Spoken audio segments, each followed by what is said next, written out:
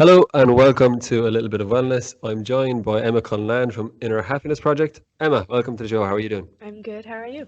I'm very well. Glad to be having guests back in the studio Studio. here, actually, yeah, for a change. Yeah, it's really good to be back. Yeah, exactly. We're going to be doing it online, but I'm glad that you actually ended up waiting until we got back in here. It's much better. Yeah, me and my inconsistency.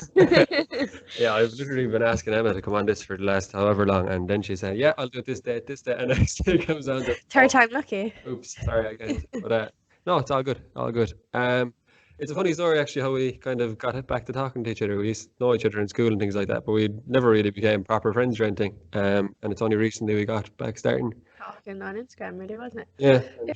100%. Like I used to be really close friends with Emma's close friends, but Yeah. then well, it's like we thought like We by the never time, really like, knew yeah, each I don't other, like yeah. you. That It's wasn't like like, I that. know you, but I don't know you. Yeah. But now we seem to know each other a bit more. Yeah, It's gone it's really really good. Yeah. So could you tell the viewers a little bit about you and what you're all about? I suppose I am running my Instagram page, so I'm doing that I'm like running it just to promote positive vibes and like mental health and all that kind of stuff. And I talk about trauma and different things. Like I'm a mom as well, so I talk about like different parenting things and relationships and just so and just Okay. mental health really. I'm also just finished doing a yoga and meditation teacher training with the Himalaya Yoga Valley. So I just finished that and hoping to start up classes soon. So that's kind of it so far. Very nice. By the way, we don't have COVID in the room. Trust me, No. she actually got a test before she came in here. We're very professional like that, don't worry. So literally, like, how has it been going for you? Like, you went to college. You were college in Limerick, was it? Yeah, so I went to UL. I did a joint arts honours degree. So I did criminal justice and psychology for 4 years in UL and absolutely loved the University of Limerick. So I'm dyslexic, so I went through the disability services when I went there. And their disability services was absolutely amazing, especially with being dyslexic. So some of the college stuff could be full on, but their service was so amazing. They used to help me as much as possible, even put programs on my laptop to help me with reading, everything. So it was really, really amazing, just an amazing experience. And did that for 4 years. And then after that, halfway through it, actually, I went to Amsterdam for my study abroad Erasmus. Um, and I studied in Utrecht University, which is about 40 Ah, minutes from Amsterdam. very nice. So that was amazing as well experience. I lived with 10 other people in a house. Wow. Yeah, so I'd never lived in college, used to drive up and down. So And how big was the house? the house was small enough. So there was like, I think, was it 5 bedroom upstairs and like 6 bedrooms downstairs. It was like apartment block kind of thing. Okay. But yeah, so there was people from Australia, England, New York, like Lovely. all of us, all different nationalities. There was one person from China as well. Did you use the same bathroom? Yeah, so there was one bathroom downstairs and one bathroom upstairs. Between 11 of you. Yeah. How did the mornings work with 10 women? Oh yeah, so it was mad. But the worst thing was one of the girls had really long hair, and her hair used to get stuck in the shower drain. Longer than mine, like. Yeah, no, extremely long. So her hair used to get stuck, and then there was a girl from Germany, and she was really like, you need to clean your hair out of the drain. And they used to have a fight every morning about their Oh, hair. Jesus. So I just used to laugh it off. So instead of having a shower in the morning, I just had a shower in the evening time when everyone else was too busy. So I Yes. had loads of time in the shower. The rest of them only had 5 minutes in the morning. Happy out. So I really like that. I studied abnormal psychology and children and young people and criminal behaviour and the lifespan of criminals. So I had to do like a project on different criminals and their behaviours and how that Uh-huh. kind of goes through their life and stuff like that, and how they end up being a criminal, kind of the back of their why of what they're doing kind of thing. Yeah. So I did all that in Utrecht, and then obviously found out I was pregnant halfway through. So my boyfriend of like 11, 12 years ended up coming over, and obviously I ended up finding out I was pregnant, and I stayed doing my So Erasmus. while you were over there. Yeah, Yeah. found out I was over there, and I rang him. I had to tell him over the phone. Oh, wow. So I'd only moved over there for about maybe, I was there nearly 2 months and found out obviously I was pregnant. Never knew. So yeah, so when I did a test, I found out I had to ring everyone and say I was pregnant. I came back when the Erasmus was over. So I continued the Erasmus for I stayed there for like 4 months, 5 months, then came back before Christmas. So I left 2 weeks earlier than everyone else, but the college allowed me to do that because I was pregnant. Yeah. So I came back for tests and things like that. And then I sat my third year exams in UL at 9 months pregnant. So Wow. I had to get a letter from the doctor. the system. But what was it like in a foreign country, Oh finding out yeah. you're pregnant, dealing with doctors Oh you've my never dealt God, with it was before, crazy. So but being alone as well, yeah, on top no, of it? it was just so I remember when I thought I was pregnant, I had to go to the chemist to get a test, but sure, everything was in Dutch, and I didn't actually speak Oh Dutch. my God. So I was inside Was it still a Google plus? So Translate. it's still two lines and things like Yeah, that? there was Okay. still two lines, but like you had to Google Translate. And first of all, I'd picked up an ovulation test, but obviously wasn't right. So I had to go back and I was Google translating, but got there eventually. And then I actually didn't bother going to the doctor over there. I Okay. rang my own doctor from Amsterdam, rang Okay. Ireland and said to him, I'm pregnant. So went through different stuff. I think I went to the doctors in Amsterdam just to do blood tests and stuff, but everything was fine then. And he told me to take my prenatal vitamins. And then when I went back, that's why I had to go back to Ireland early to do a scan. Yes, of course. Yeah. So, but everything was Okay. fine. And then I sat the exam, then 9 months pregnant after that, my Wow. third year exams. And that was the only way to get into final year. You had to pass them exams. And they didn't allow you to put them back or anything, or They said I could if I wanted, but then I'd have to repeat the whole year. And obviously wow. I had, so I sat them anyway, 9 months pregnant. I had to get a letter from the doctor saying I wouldn't give birth because I was literally 8 days, I think, off giving Gee, birth. But sat the exams, the passed. education system is crazy. I know, yeah, like sat the exams, passed them, and then went in and I got accepted for the final year. I was doing the final year then as well, all with having a baby. No, if anyone wants to complain about anything in their life again, just think about that. Definitely. Jeez. Yeah, it's hard. Imagine. And like, say you came home, you were in Holland. Did Yeah. you manage to finish your time over there, or were you Oh set to yeah. come home at that time, or? So I came home only 2 weeks earlier, but I had done all my assignments and stuff over and had actually finished all the classes. So I missed one exam over there, over having to come home for scans, and I just did a repeat assignment in Ireland, and the college accepted that, and I passed my whole Erasmus, even though I had found out I was pregnant and everything. I passed everything. Yeah. And So what was it like over there? Like you didn't like obviously you made friends, but you yeah. didn't have friends that you've known for years that you Oh know you yeah. could rely on. Oh, it Like, was lovely. I actually really enjoyed it, to be honest. I mean, okay, it was just so different because I like even in the house there were so many different dishes being cooked at dinner yeah. time. Now, obviously, I was pregnant and had really bad, like the sense of smell of anything. Oh my God, there was one girl that anything she cooked because it was so different to Irish food. I used to just be in my room gagging. I used to have to just keep the door and sit in my balcony until it all stopped cooking. But it was a really good experience. I enjoyed it. I used to cycle to college. Yeah. So it was a Even 40 when you were minute, pregnant. yeah, while I was pregnant, Oh yeah. my God. There's like a little bike with, them little baskets and everything. Yeah. Yeah. You cycle a Holland bike the whole way from Utrecht, we were staying in Zeist, which is about a 40-minute walk to the college. So I think it was like a half an hour cycle or whatever. But it was just, used to do that every day. Yeah, back and forth. And like, say people pregnant, first time moms and that, like, Yeah. it's a struggle. Oh, Like yeah. that's with all their support I group, know. with I had no everyone one. around, and you had no one. No, Like, phone calls, that was it. yeah, like how did you cope? Say, like there had to been really bad moments, and there had to been language barriers when that happened. Yeah. How did you cope with Well, those? I think mostly, to be honest, University of Limerick was really good to me. So I emailed them, like the Erasmus support, and at the time I was on a low income family going into college. So I think it was called Access Okay. in UL. So the ladies in that office were absolutely amazing, and I emailed them and told them what happened, and they were emailing me back and forth, and the chaplain office in UL as well. So I had really good support from the University of Limerick. So they were just contacting me the whole time while I was in Utrecht University. And then I obviously had friends in the classes that I was in, but I did go to Amsterdam with one of my friends from college from Limerick, but we were just living in different areas. So we used to meet up the whole time, and I told her I was pregnant and stuff, and like she got me a little present and everything, a little T-shirt that said Pregasaurus or something. So yeah, so we did all that kind of stuff, and I still went out. I just didn't drink or do anything like that, but I still had an amazing time. Really, I was actually lucky enough, and I had the support of my friends and like my family and stuff. So I was lucky that way. But the college, like UL, really were amazing to me. Like It showed actually how important technology is in modern day life. Like that's used in such a positive yeah, way there for you. Like there definitely. is technology in some way, but Sorry, I'm yeah, still. okay, do you want some water or anything? No, I'm fine. Um, like when technology is used like that, it's great, because could you imagine doing that when you didn't get to talk to anyone, you didn't get to call anyone from home? It was like a Yeah. big struggle trying to find a payphone. You get maybe 2 minutes. Yeah, exactly. No, I was really lucky. And then with the place we were staying had really good Wi-Fi as well. So I was lucky with all the emails and everything and doing college assignments. It was hard, don't get me wrong. There were some days when I was very sick at the start. I just had really bad migraines. I used to actually have to lie in bed for 2 days without like when the girls used to live with me, used to bring me in food. And Yeah. so like just lucky really. The people that were around me were really kind, and I had really good support. So And with food and stuff, just like in the culture in Holland, anyone might be oh thinking of my going God. there.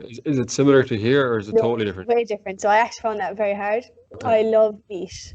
Like I love chicken and steak and all, but I did find their meat is way different. Yeah. What sort of stuff do So they have? like I mean, I end up just living on veggie burgers over there, even though I'm not vegetarian. Yeah. I was obsessed with veggie burgers. Could have been because pregnancy as well, Yeah, but great. Yeah. yeah, but veggie burgers and chips, and they had nice steak, all right. But their chicken just didn't kind of taste the same as ours. But I kind of made do with what I had. So I used to have the porridge in the morning and I ate a lot of fruit and stuff. So it wasn't too bad. Yeah. But their pancakes, oh my God, they're like crepes and waffles and Unreal. Nutella. Yeah, Yeah. just so yummy. And like in terms of like the lifestyle, how different is over there too? Is it all? It's all kind of city based there, isn't it? There's Yeah, very little kind yeah. of country There's areas. loads of trams and the bikes. Everyone is on a bike. yeah. Like, the And best was on nights out lots of before bridges obviously. too, isn't there? Yeah, like nights out, we used to cycle home from the pubs and the Cycle clubs. home. We'd cycle home. Oh So my God. everyone used to cycle. One of the girls, she was from New York, she actually fell off her bike Oh, one jeez. night. Yeah, but she was okay. But she was even smaller than me. I'm only 5'2", like, so it was funny. And Like the bike is bigger than her. like are the roads set up for bike purposes? Yeah, Yeah, all yeah. of them. Okay. So like there's parts the bikes actually have the right of way. So the cars actually would have to stop for the Oh, bikes to go past the bridges. Joan, they're kind of narrow. yeah, Yeah, cool. Yeah, yeah. that's good. So it's amazing, really. Very Then good. you had the canals as well. Oh yeah. There's Yeah. loads of canals and boats and stuff like that. So it's amazing. I think they had a thing called King's Day over there. It's like a celebration day. I Okay. don't know what day. I think it could be in March or something. I'm not 100% sure. It's either in the summer or something, but everyone dressed up like orange balloons everywhere. Everyone's kind of in orange, and there's so many different celebrations going up and down the canal, and like it's a Yeah. big day. I suppose it'd be like St. Patrick's Day for us. Okay. Yeah. Theirs is King's Day.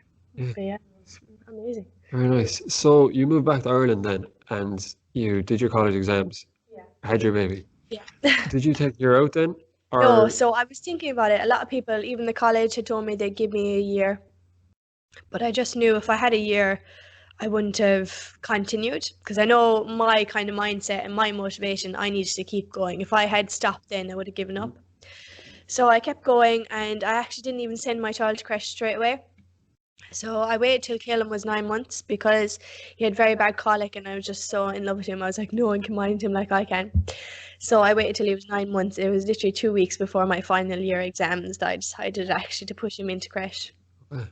So yeah, it was and did you hard. still go to college? Like, While I had him, yeah. okay, and were you bringing him with you, or No, so what I used to do is him and his dad and me used to work around his working times and my college times, and then my mom and dad would help out as well, and my nana. So yeah, I had real big support, so I was lucky. okay, that's good. And like, what was like? I know I'm saying you had big support, but it's still a massive responsibility. Oh And yeah, going it through was college, hard. I Yeah. know myself. If say there was a match on, I couldn't study. Not to mind, anything else. Like, what was it like for you having to come home? You have to mind your baby. There's Yeah, it a was big really hard. responsibility, and then So study like mostly I used to wait till he went to bed at night time that late. to study. So like I think when he was younger he used to go to bed maybe 7 o'clock, 6:30 I think. So it wasn't too bad. I forgot that babies actually sleep a Yeah. lot. They I sleep a was lot like at the 11 start. o'clock. you can No, study. no, they sleep a lot at the start, so Yeah. it wasn't too bad. And he was very good sleep-wise. I think at 4 months he was sleeping through the night. Okay. So I was lucky that way. So he used to go to bed and he used to study.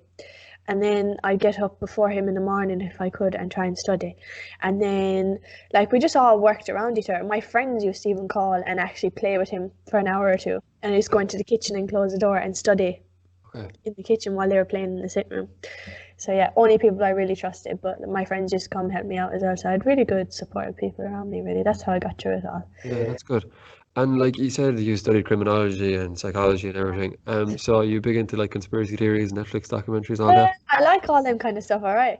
But I think what we were watching, we watched so many different things, but I do love all that kind of stuff. I was obsessed with Criminal Minds as a child. Obsessed with Criminal Yeah. Minds, CSI and All that. crime scene investigation and all of them, like it was just my favorite thing to watch. I used to have all the series of Criminal Minds on DVDs and everything, like obsessed.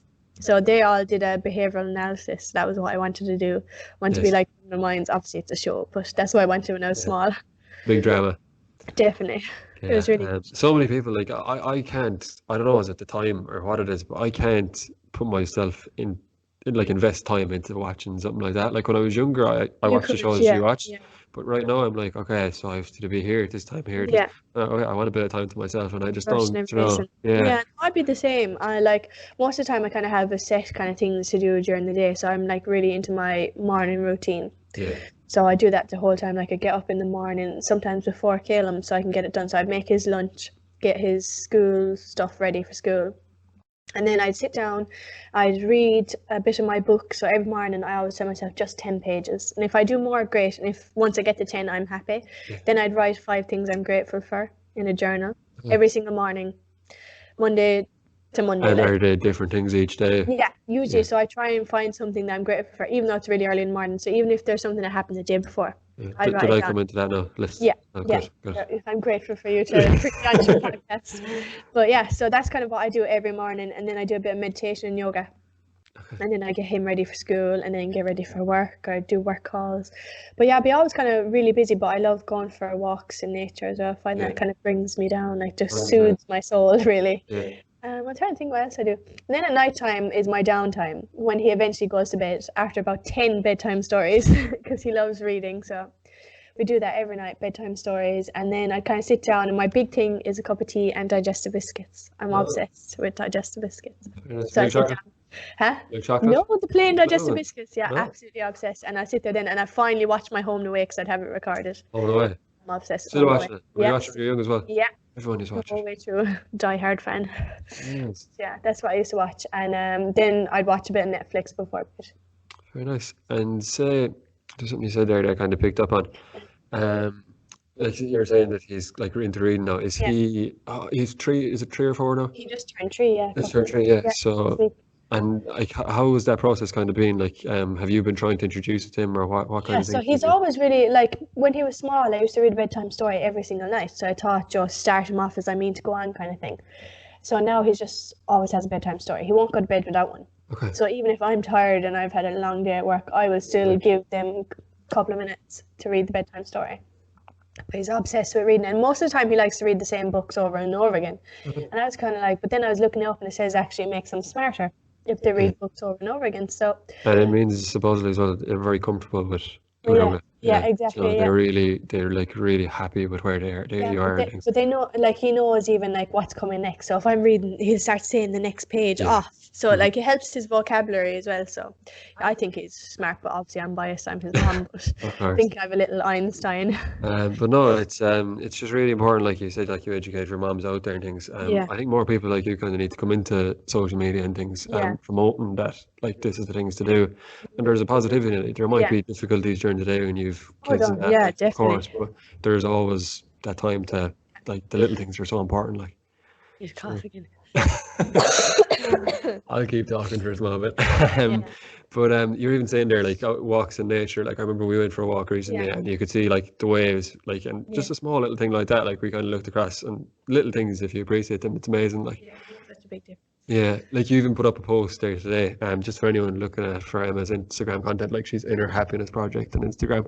But it was about actually kind of so many people go through life and not actually living, Yeah. but others that They spend just exist. yeah, they just exist. Can you just talk to me a little bit about that? I suppose for me, the big thing was I found sometimes I used to always be wanting the biggest and best next thing. It was always, I'll be happy when I have this. I'll be happy when I'm with this person. I'll be happy when I buy this for myself. I want a bigger car. I want a house. And it was always I want. And, you know, I was going to be happy when I got that. And then I realised that you need to be happy in the present moment, that no matter what you got in life materialistically, you have to be happy within yourself. Yeah. So that's my whole goal in life, is just to be happy within and kind of spread that to other people and show everyone that there's always joy within. That's what you need to keep searching for. Yeah, 100%. I agree with that, definitely. It kind of brings me back to kind of engagement. Yeah. So like so many people like go through daily tasks throughout the day, but they never actually properly engage with them. Yeah. They never like they never like stop for a second and say, okay, I'm doing this and this is wonderful, do you know? Yeah, like they say about the excuse me, they say about the mindfulness doing the dishes. The other way people hate doing the dishes. So Yeah. I used to be one of them people, oh my God, it's such a horrible task, I just hate it. And now I actually do the dishes and they say you're supposed to smile and really feel like wash the suds and really feel the water go through your hands and really like embrace the experience of doing the dishes. It's supposed to make you happier. I don't know. It works for me. I even said, I said to someone one time, I had a client and she said she was in a bit of a panic. She didn't Yeah. get her training done that day. And for some people, some clients, like not getting one training session is huge. Like if I told them the amount of training sessions I miss per year, like they'd have a heart attack. Yeah. But she said there's a pool at my hotel. She's like, I'm late getting back. I'm actually too tired to train. And I was like, just go into the water and become at one with the water. And she was like, what's that? And I was like, just totally immerse yourself in the water. Feel every little thing that's in that water, every little touch that you get up against it. Notice it, take note of it, and see what it feels like, and be happy inside it. She came out of it after. She was like, wow. She was like, I'm fit for bed, but I'm very happy going to bed for the first time in so long. It's amazing how kind of that works. I meant to ask you something there. I thought of it for a second, but it's gone out of my head. I'm very bad for that. I do that all the time. You can definitely vouch for that. Oh, I do. It was to do with water. You were saying you were kayaking or something. So obviously, I actually suffer really bad with panic attacks. That sometimes just gets so bad where I'd actually faint, get to a point where it builds up. So they used to last nearly 30 minutes, which is like the longest they usually kind of last. Now, obviously, I got them down over the years to like 5 minutes and stuff, and I haven't had one in a very long time now, so that's great. But I can feel them building up. So yesterday, I have a fear of the ocean only when I can't touch the floor of the ocean, Joe. So when you're on the beach and you're near the sand, I'm fine. Mm-hmm. But as soon as my feet come off the ground, I'm like, oh my God, I'm going to die. Like the only thing that comes into my head is I'm going to drown now. This is it. This is it. So we went on the kayak and I thought obviously the two of us went. And I thought, oh, we go together. And the instructor was like, oh, it's better you do it by yourself. Otherwise you'll topple over each other or whatever, end up in the water. And I was like, well, that can't happen. So I was literally at this point, sweaty hands, like trembling, like, oh my God, can I do this? After paying the money now, I'm here in the middle of the ocean on a beach, on a boat. What do I do? So I kind of just told myself, I kind of again brought my meditation and yoga into just deep breathing and bringing myself back to my breath and realizing, Joe, this is all going on in my head. Joe, I'm panicking because of my negative thoughts coming into my head. So I kind of started to breathe through that. And then I went on the kayak, absolutely petrified, got into the water, and I was kind of just like paddling around. And then I was starting to get panic because I was like, I'm all alone now. If I topple over, I'm in the big ocean. I'm so petrified I'm going to drown. So I kind of just kept paddling. And I was like, right, I just kind of stopped. And I put it over my lap and kind of just let myself float around. And I kind of told myself I was one with the water. And I could feel literally as they say in meditation, the ebb and flow of your thoughts, so the ebb and flow of the water. So I just kind of connected with that, and I felt like I was at one with nature, and then I was fine. Like the panic just left my body, and I just felt so at ease. And I did the whole kayaking experience for an hour and a half. Never ended up in the water once. And I was able to do it. I did it, so I was delighted. Yeah, it must be an amazing feeling to kind of conquer those kind of things. I feel like I accomplished a fear yesterday. Yeah. I remember the first time like we had a conversation like kind of this. You text me afterwards. You're like, oh, I feel like you're like I was panicking there. I was like, where are you? Yeah, I didn't even know. And then you're like, that's such a big accomplishment for me, and like you're really grateful about it. It was really nice for me to hear that too.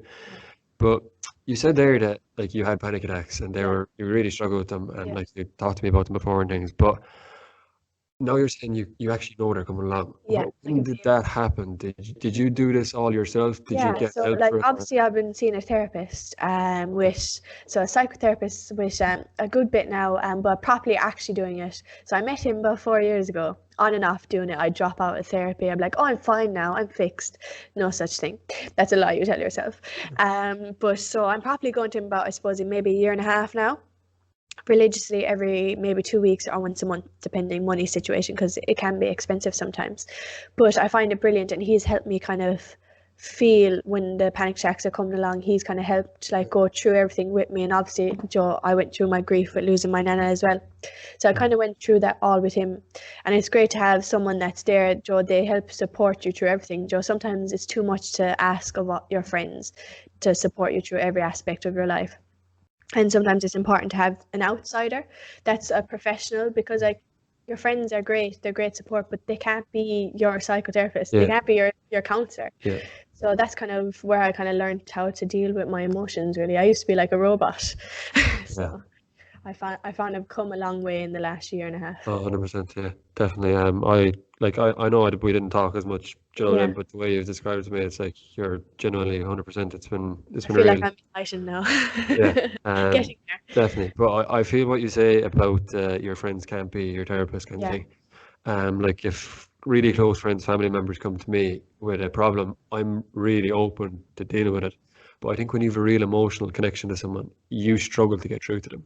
Whereas an outsider completely, they'll open their mind and listen to that. But if it's someone like me that say I'm close with them, they won't. And you know, but I find as well then sometimes, because I was very bad when I was younger, I used to always trying to rely on my friends, and really back then I needed a counsellor and obviously didn't know I needed one. So I've lost loads of friends of being a toxic person, and like I look back and I'm like, I wasn't actually toxic, but I thought I wasn't. But looking back now, I realised I relied too much on them, and I was a bit selfish sometimes when it came to always about my problems. But at the time when I was talking to them, I was so deep dark in my own mind that I just needed someone. But now I look back, I realised, Joe, I am a better friend now. But that's all true, like my self-development and just self-care, my own help, like to myself with the counsellor and everything. 100%. And like, did you come to the decision yourself that you wanted to get a counsellor?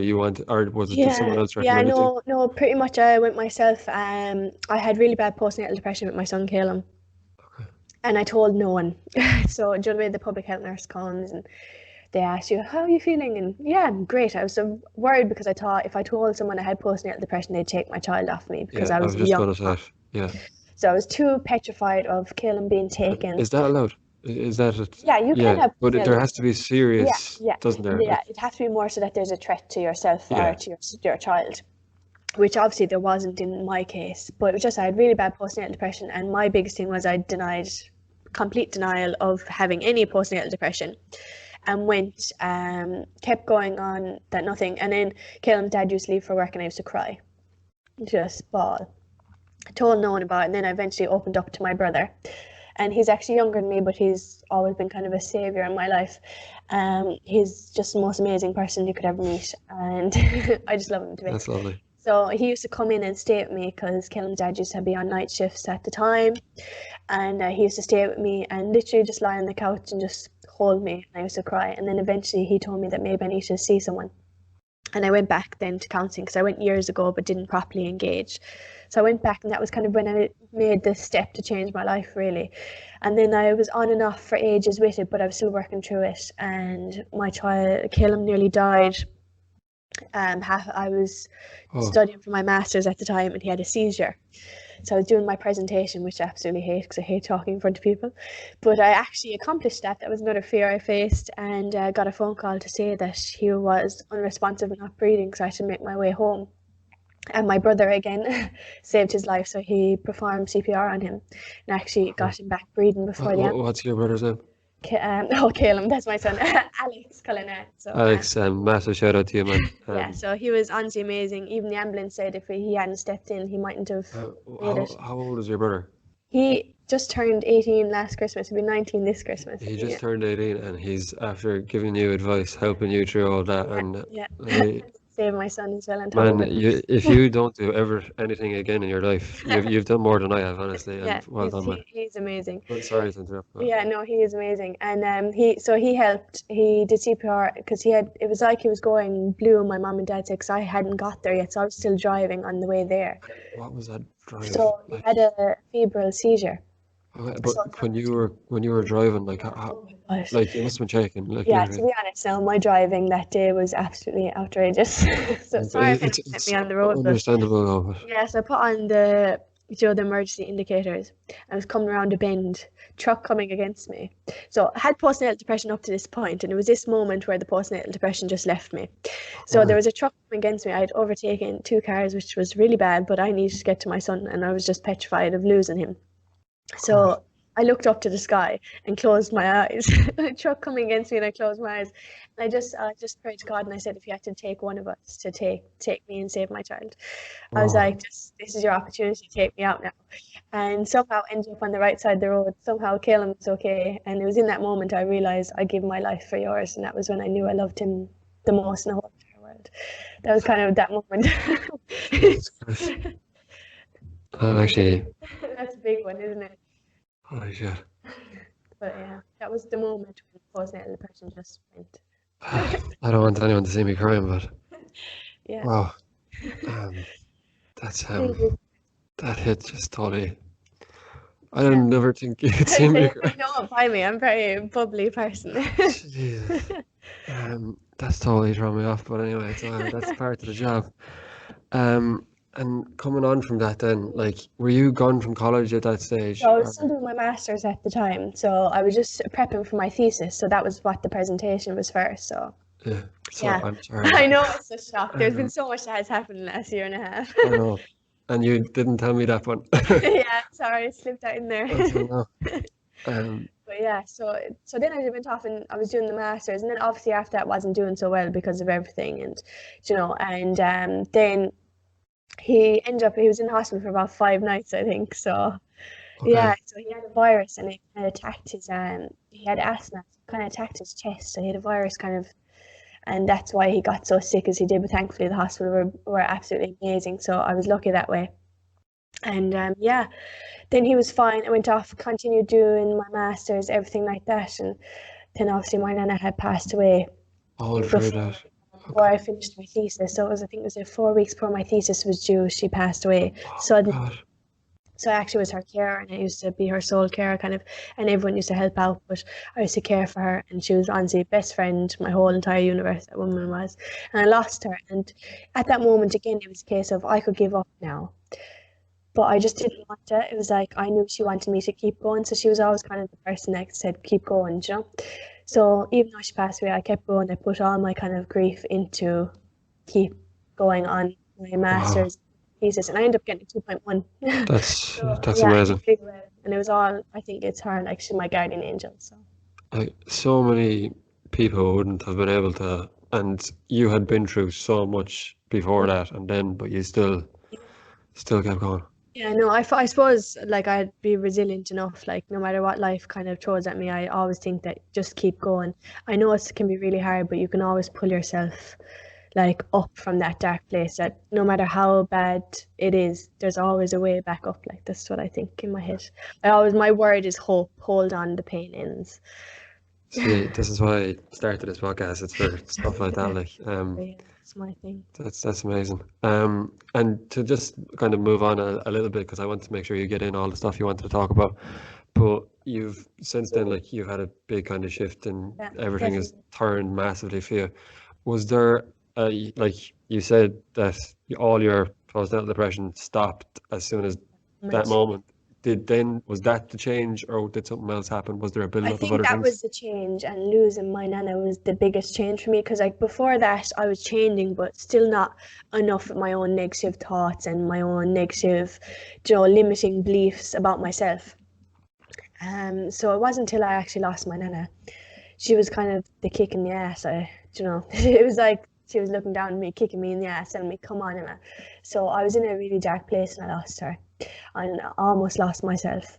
And sorry, I'm trying not to choke off now. But yeah, so she was my whole entire life, and obviously lost her. But again, I think I had Caleb for a reason, because he was the light at the end of the tunnel for me.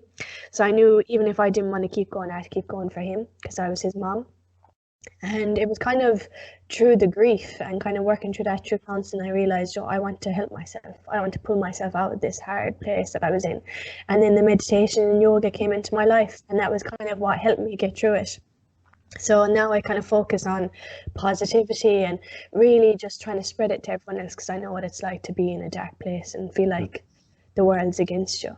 But really, it's just it's our thoughts that are against us. It's ourselves always. Yeah. Definitely. But like your page, like it's every day. Like I remember the reason you're here right now is Yeah. because I think you actually, after one of my podcasts, you started to follow me, and I was like, who the hell is in your happiness page? Yeah, who is And this I was person? like, this is an American company now, or just trying to get loads of followers. And the next Yeah. thing, I hadn't a clue it was, and I don't think I actually followed you back till like a couple of weeks later, because I said to one of the lads, I was like, oh, there's loads of people like follow me because of the podcast, and I don't know who they are, and I'm just like, and then they were like, I think one of the girls was like, oh, that's Emma Cullinane. I was like, Jesus, I was like, I haven't seen her in Yeah. years. And So then different for I was school. like, yeah, I was like, I know her, and I follow anyone I know. Do you know, that's kind of how I do it. And I started following you back, and I saw your content, and I was like, this girl is doing something different. Like, do you know, Try. this is like, this is the real shit. Like, do you know, that people need to be seen, and like, you're definitely doing it. But so, like, you found the yoga. Was it that through someone else, or did you initially go self-taught with it, or what kind of Yeah, way was so I it? kind of just kept seeing an ad for yoga. So do you know they say the universe gives you signs? Yeah. So I kept seeing this Himalaya Yoga Valley thing online, and I was just like, I didn't have the money. I was like, I really don't have the money. And then just a part of me just said, excuse the language now, but fuck it. Let's just do this. You need something, so let's just do it. So I just went for it, and I went for the option to pay monthly. I said, this is all going to work out. I don't know how I'm going to have the money to pay for this, but this is going to work out. And that's kind of the way I went about it. I said, this is all going to pay off. This is going to work out. And I did the whole course, paid for it all, and now finally finishing. I haven't done the graduation yet, but we've done all the exams for it. So Very yeah, good. after like I think it was a 9-month course. So Okay. yes, Oh, I did it over 9 months. So yeah. and you've been happy doing it, like Yeah, you. I absolutely love it. I find it amazing. But meditation is my thing. Like I love the yoga as well because I find it's so good to connect with your body. And a lot of people hold emotions and trauma in their body. So it's so important to get your body moving in ways it usually doesn't because it releases these negative feelings in your body. But the meditation really saved my life. Okay. I absolutely loved it. And if you don't mind me Yeah. asking, if you're comfortable sharing it, what do you do when what is your routine with meditation? So usually meditation, I kind of do like I'll either do my own or I'll do a guided meditation. And it's really just do visualization meditations or like depending like if I feel that day my confidence is low, I'll do a meditation that helps with self-image and your confidence. Joe, I am worthy. I am loved. Joe, like I'd actually say these affirmations while I'm meditating as well.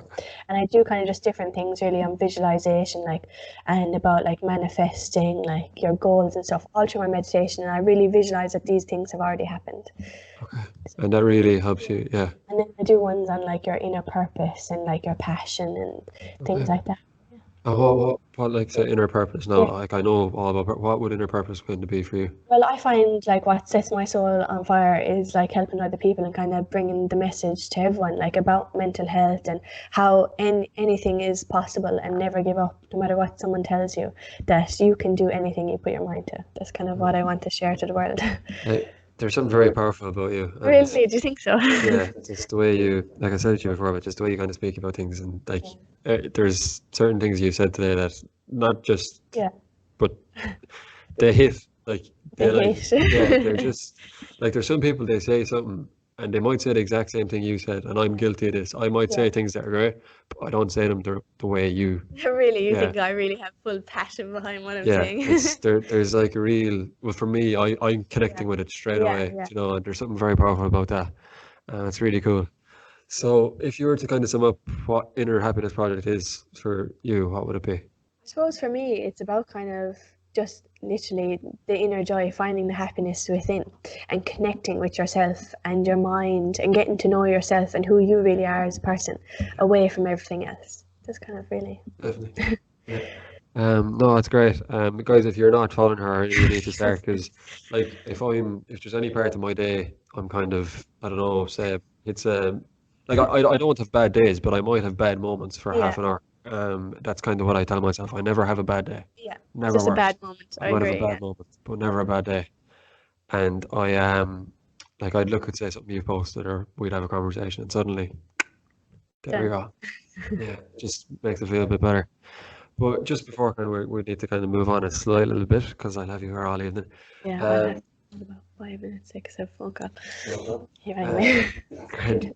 But you're writing a book actually, aren't you? Yeah, so I'm going writing a book, hopefully, if I ever finish it. I will finish it, negative thought.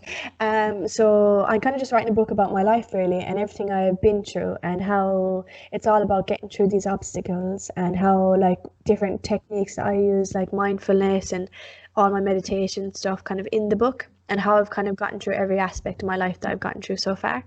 So it's really kind of like a self-help book, but it also goes through the really nitty-gritty stuff about my life that was really hard for me, and some even childhood memories, everything, like goes through everything.